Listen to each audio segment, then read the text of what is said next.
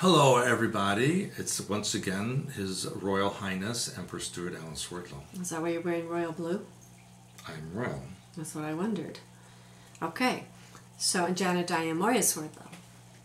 And this is the Expansions News Podcast Addendum for the first week of September 2018. And I actually have some very fascinating EU news about EU? the European Union breaking up. No. Yes. Finally? Well, it's about time. Well, we've been talking about this now. Break it up. Because things are a little bit dicey over there, right? I'll say. Okay, so the first thing I want to talk to you about is daylight savings time. That's coming soon? It's coming soon, but the issue is that apparently the European Commissioner for Transport...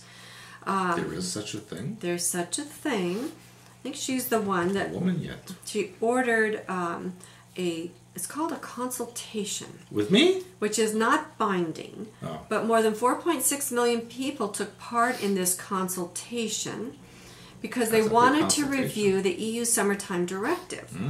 And those people, 80% of them said they do not want daylight savings time. No. So, several countries such as Finland, Lithuania, Sweden, and Poland have said they would actively push the European Union to abolish its directive on daylight savings time because they have long, dark winters. That makes sense already.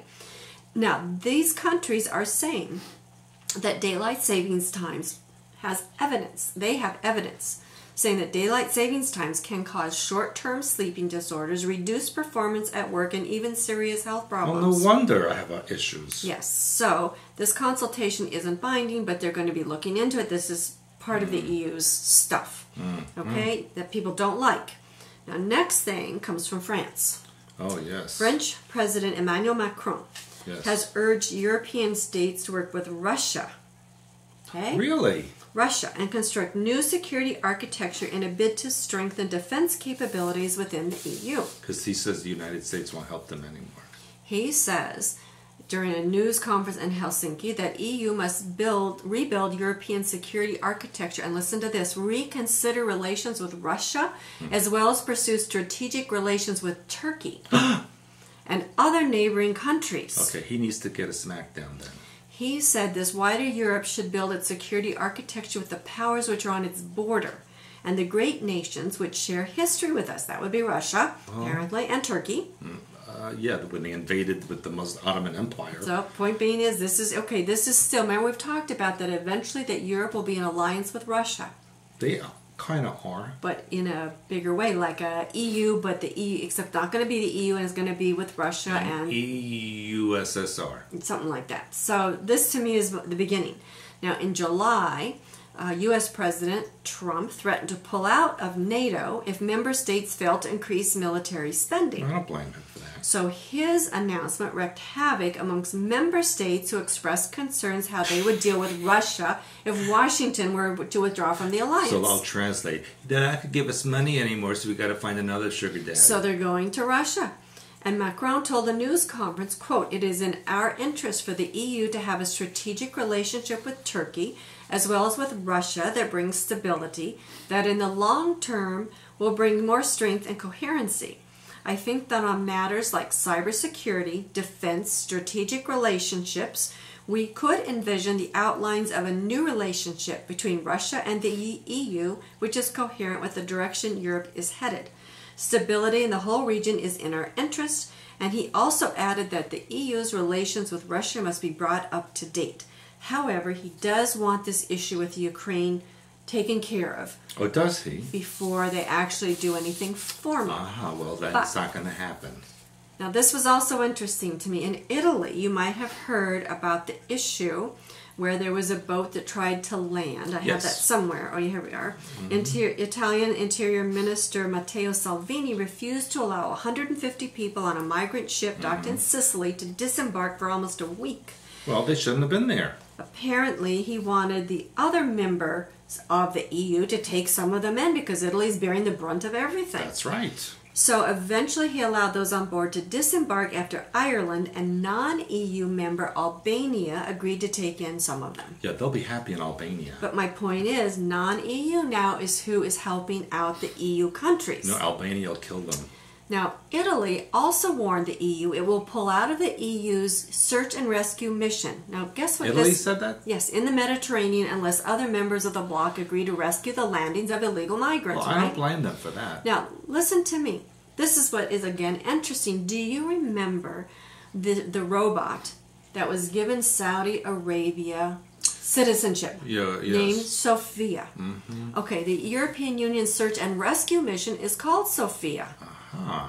Now, isn't that interesting? Mm-hmm. Now, it said this, Matteo Salvini, the Interior Minister, claimed that Rome is assessing whether to continue EU's Sophia mission, which currently lands all rescued migrants in Italian ports. I wonder why they did that. So, Italian Defense Minister Elisabetta Trenta expressed her disappointment after no agreement was reached on changing the port of landing rules. So, Italy's upset, right? I have a better idea. What? Why don't the EU get together and patrol the northern coast of Africa and don't let the ships come any further? That's smart, except they want to put those people in because they're breaking up cultures. That's why they're doing it on purpose. Now, next article is extremely interesting because it was titled, get this, EU Civil War. I told you it was going to happen. We Did I mention it on the... We talked about Yes, that, I think did about say. a month or so I ago, found maybe. out that will a few happen. weeks ago. EU Civil War. I didn't mention it in the body of the article, but it's in the title. It's almost beginning. It said, Brussels lashes out at Rome as the migrant row explodes. So apparently the European Union budget chief Günther Oettinger has threatened Italy with the loss of migration funding if Rome chooses to block negotiations.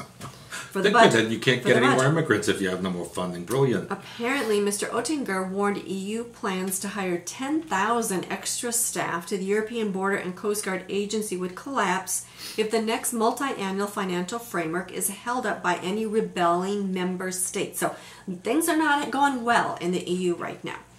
He said, I think to block the negotiations is not fair, but it is mainly not smart because it damages states, regions, cities, industries, young people, member states, citizens, farmers, all researchers, and our common European competitiveness. Mm-hmm.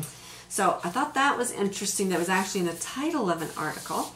And now this next article is even more damning to the EU. Mm-hmm. This is by a commentator. His name is Nigel Paul Farage. Have you heard of him? Mm-hmm. But probably if you're in the EU, you have, because he's a British politician, a broadcaster, political analyst.